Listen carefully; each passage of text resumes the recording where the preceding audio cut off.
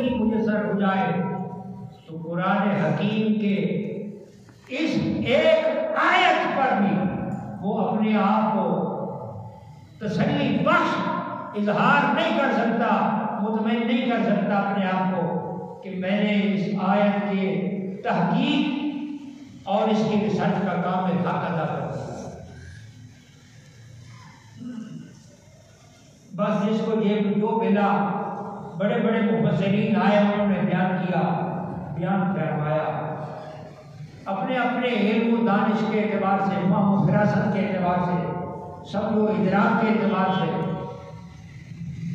اس قرآن حکیم کی تفہیم کی، اس کی تفسیر فرمائی، اس کی توضیح و تشریح فرمائی۔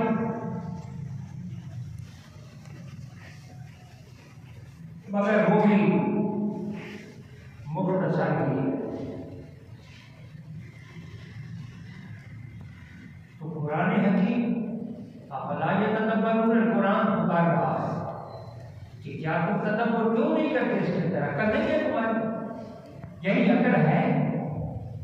اللہ نے جو تمہیں عقل دی ہے تم کہاں صرف کر رہے ہو؟ صرف دنیا کمانے میں مت صرف کرو۔ یس دنیا، الدنیا جیفت، یہ تو مردار ہے جو اللہ نے تمہیں عقل سلیم عطا کی ہے، یہ ساری کی ساری مردار پر خرچ نہ کرو، یہ اس جان پر خرچ کرو جس جان نے تمہیں جان دی ہے، جس جان سے تمہاری جان آئی ہے، جس جان سے تمہارا ایمان سلامت ہے، جس سے تمہارے ایمان کی بقا ہے، اس پر خرچ کرو، اس پر تدبر کرو اور اس پر ایمان لاؤ۔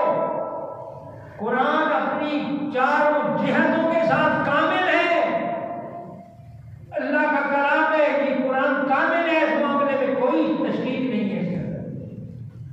کلمہ مصطفیٰ پہ نازل ہوا، اس میں کوئی شک کی نہیں، گنجائش نہیں ہے، اس معاملے میں قرآن کامل ہے۔ جبریل لے کر آئے، جس معاملے میں قرآن کامل ہے اور اس میں کوئی شک نہیں ہے۔ قرآن علوم ظاہری اور غیبی کا خزانہ ہے، قرآن اس میں کامل ہے، اس میں کوئی شک نہیں، شک و شبہ کی گنجائش تک نہیں۔ اب قرآن کو چاروں جہتوں سے تسلیم کرنا لازم ضروری ہے۔ ان میں ایک جہت کا بھی انکار کرے گا، جب اس جہت میں کسی شک، کسی جزء کا انکار کرے گا، کسی شبہ کا انکار کرے گا، پھر بھی ایمان قرآن پر نہیں ہوگا۔ قرآن پر ایمان ان چاروں جہتوں کے ساتھ لانا ضروری ہے۔ تو جب یہ سمجھا جائے، آؤ پھر میں دعوت فکر دیتا ہوں، دعوت فکر دے رہا ہوں، آؤ پھر قرآن کو چاروں صورتوں میں سمجھنے سے پھر تمہیں کیا نتیجہ ملے گا؟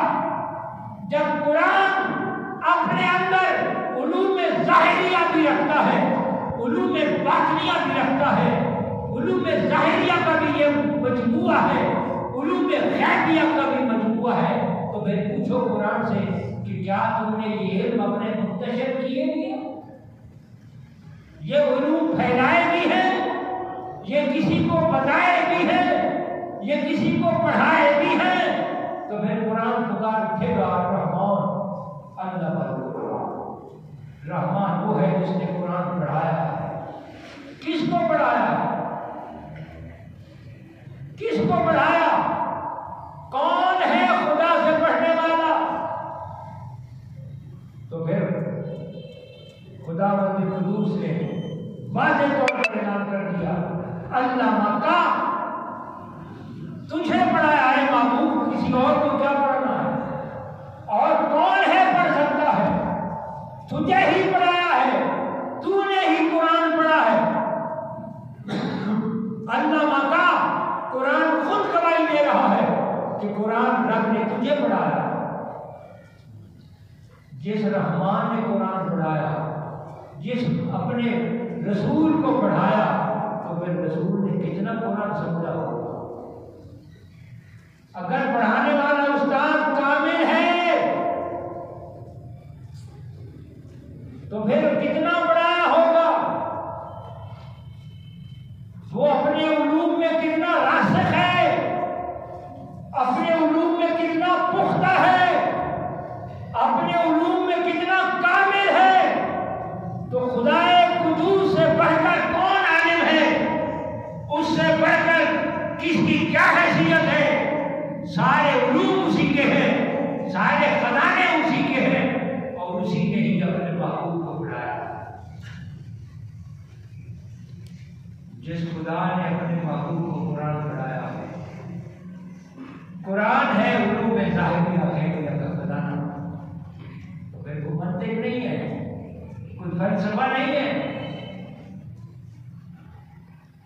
کوئی فرقہ پرستی نہیں ہے، کوئی دھوکہ نہیں ہے، مداری کا کھیل نہیں ہے، پھر کلیئر سورج سے زیادہ پھر چمکتی ہوئی یہ بات ہے کہ جو قرآن علوم ظاہریہ غیبیہ کا خزانہ ہے، اور یہی قرآن رب کا کلام ہے، اور یہی قرآن قلب مصطفیٰ پہ نازل ہوا، اور یہی قرآن رحمان نے پڑھایا ہے، اور یہی قرآن جو سارے علوم کا خزانہ رب نے پڑھایا اپنے مصطفیٰ کو، تو پھر سارے علوم عطا کیے، تو پھر کیسے میں نہ کہوں کہ میرا مصطفیٰ تو وہی ہے جو قرآن سبجیکٹ ہے، رحمان استاد ہے، مصطفیٰ شاگرد ہے، یہ سبجیکٹ کامل ہے اپنی حیثیت میں، تو پھر میرا مصطفیٰ بھی علوم غیبیہ کا بھی عالم ہے، علوم ظاہریہ کا بھی عالم ہے۔ سبحان اللہ۔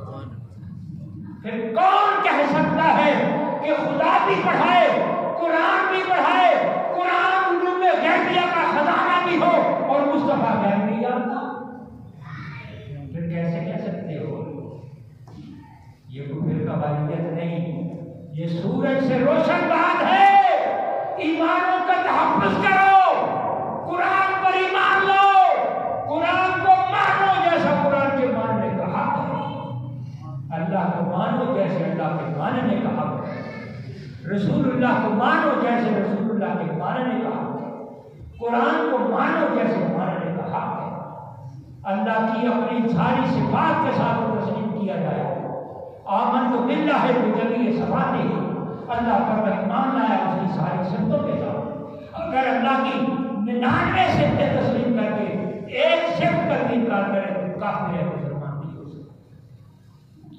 قرآن اپنی ظاہری 4 صفات کا حامل ہے، اور ان 4 صفات میں سے کسی ایک صفات کی کسی ایک شرک اور جز کا بھی انکار کرے گا تو قرآن پر ایمان نہیں۔ اللہ ہمارے ایمان کو سلامت نصیب فرمائے۔ پڑھ